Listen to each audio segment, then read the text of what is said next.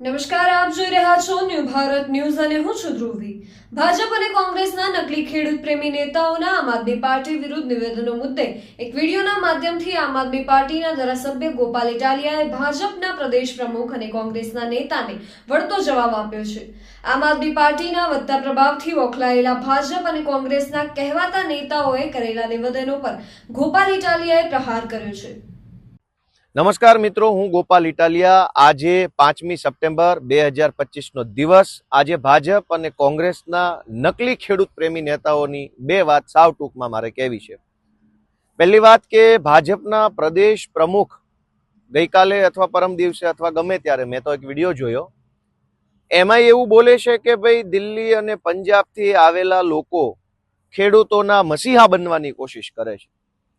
ભાઈ, ગુજરાતમાં વર્ષોથી ખેડૂતોએ જેને મત આપ્યા છે એ લોકો જો ખેડૂત ઉપર દંડા ચલાવે તો દિલ્હી અને પંજાબના નહીં, આખા ભારત દેશના નેતાઓ અહીંયા આવશે અને ખેડૂતોના હામી બનશે। એમાં કંઈ ખોટું નથી। એટલે ખેડૂતોને આ છેલ્લા ઘણા દિવસોથી માવઠું થયું।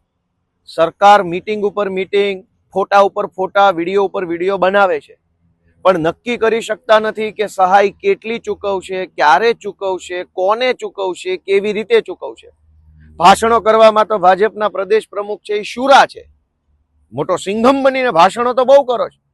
જાઓ જોઈને તમારી સરકારોને કહો કે કેટલા રૂપિયા આપવાના છો, હેક્ટર દીઠ કેટલા, એકર દીઠ કેટલા, વીઘે કેટલા, નુકસાની કેટલા ટકા ગણશો, 100% ગણશો, 80, 90, 85 શું કરશો? કશું જ કંકોડાની ખબર નથી અને ભાષણો કરે છે। આમ આદમી પાર્ટીનો વિરોધ કરે છે, આમ આદમી પાર્ટીને ગાળો દે છે। ભાજપના પ્રદેશ પ્રમુખની સાથે સાથે કોંગ્રેસના નેતાએ પાછા જોડાયા છે આમ આદમી પાર્ટીના વિરોધમાં। કોંગ્રેસના એક નેતાએ મારું નામ લઈને ચિલ્લાઈને એવું કીધું કે ગોપાલ ઇટાલિયાએ ઓછી માંગણી કરી વળતરની। દોસ્તો, આમ આદમી પાર્ટીની દિલ્હીમાં 10 વર્ષ સરકાર હતી ત્યારે 1 હેક્ટર દીઠ 50,000 રૂપિયાની સહાય આમ આદમી પાર્ટીની સરકાર ચૂકવતી હતી। હાલમાં જ્યાં પંજાબમાં આમ આદમી પાર્ટીની સરકાર છે ત્યાં પણ ખેડૂતોને કોઈ નુકસાન જાય તો 1 હેક્ટરના 50,000 રૂપિયા વળતર ચૂકવે છે। એટલે કે આમ આદમી પાર્ટી જેટલા રૂપિયા વાસ્તવિક રીતે બીજા રાજ્યમાં જ્યાં સરકાર હોય ત્યાં ચૂકવે છે એટલા જ રૂપિયા ચૂકવવાની માંગણી મેં અહીંયા કરી। ઓછા પણ નહીં, વધુ પણ નહીં।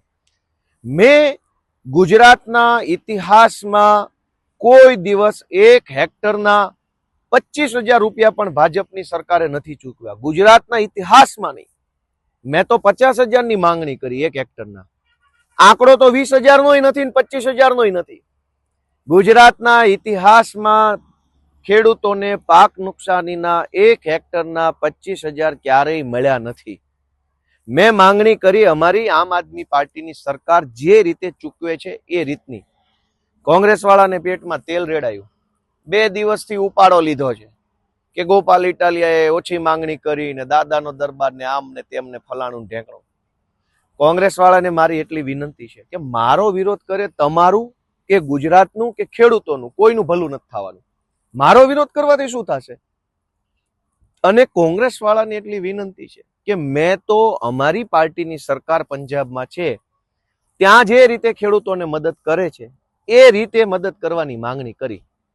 જો મારી માંગણી કોંગ્રેસ વાળાને અયોગ્ય લાગતી હોય તો તેલંગાણામાં કે હિમાચલ પ્રદેશમાં કે કર્ણાટકમાં કોંગ્રેસની સરકાર જેટલા રૂપિયા ખેડૂતોને વળતર ચૂકવે છે એટલું વળતર ચૂકવવાની માંગણી તમે કરો ને, મારો વિરોધ શું કામ કરો છો?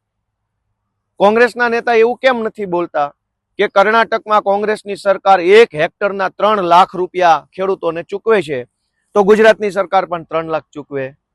કોંગ્રેસના નેતા તેલંગાણાનું નામ કેમ નથી લેતા કે તેલંગાણા કોંગ્રેસની સરકાર 1 હેક્ટરના 4 લાખ રૂપિયા ચૂકવે છે તો ગુજરાતમાં પણ 4 લાખ આપો?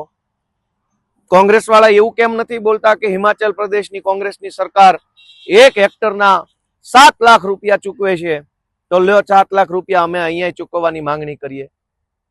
જે રાજ્યમાં કોંગ્રેસની સરકાર છે ત્યાં ખેડૂતોનું શું ભલું કરે છે એ બોલવા જેવું નથી આમની પાસે। અને વિરોધ મારો હાલે છે। મારો વિરોધ કરવાથી ગુજરાતની જનતાને કે ખેડૂતોને શું ફાયદો છે? મેં એમ કીધું કે અમારી પાર્ટીની સરકાર જેટલા આપે છે એટલા ગુજરાતની સરકાર આપે। કોંગ્રેસ વાળા એવું કેમ નથી બોલતા કે કર્ણાટક, હિમાચલ પ્રદેશ ને તેલંગાણામાં કોંગ્રેસની સરકાર 1 હેક્ટરે કેટલા રૂપિયા પાક નુકસાની આપે છે? તમારી સરકાર 2 લાખ આપતી હોય તો ગુજરાતમાં 2 લાખ માંગો. અમારી સરકાર 50,000 આપે છે તો મેં 50,000 માંગ્યા. એમાં તો 2 દિવસથી મારા નામનો ઉપાડો લીધો છે કોંગ્રેસ વાળાએ. અને ભાજપ ને કોંગ્રેસ બે ભેગા થઈ ગયા. ભાજપના પ્રદેશ પ્રમુખે મારો વિરોધ કરે, આમ આદમી પાર્ટીનો વિરોધ કરે, કોંગ્રેસ વાળાએ આમ આદમી પાર્ટીનો વિરોધ કરે. દોસ્તો આ બે એક થઈ ગયા, જોઈ લેજો. બંનેની દુકાન મસ્ત ચાલતી હતી અત્યાર સુધી, શાનદાર ચકાચક દુકાન હાલતી હતી. ભાગીદારી પેઢીમાં કઈ વાંધો નહોતો, બે ભાગીદારોને ભાગ બટાઈમાં વાંધો નહોતો.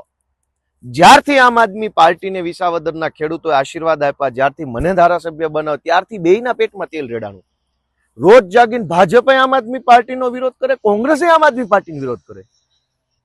ભાજપ એ ભૂલી ગઈ કે સત્તામાં છે, કોંગ્રેસ એ ભૂલી ગઈ કે હમણાં સુધી તો તમે જ વિપક્ષમાં હતા. બે ભેગા થઈ ગયા, અમારો વિરોધ કરે છે. મિત્રો આ વાતને ઓળખજો.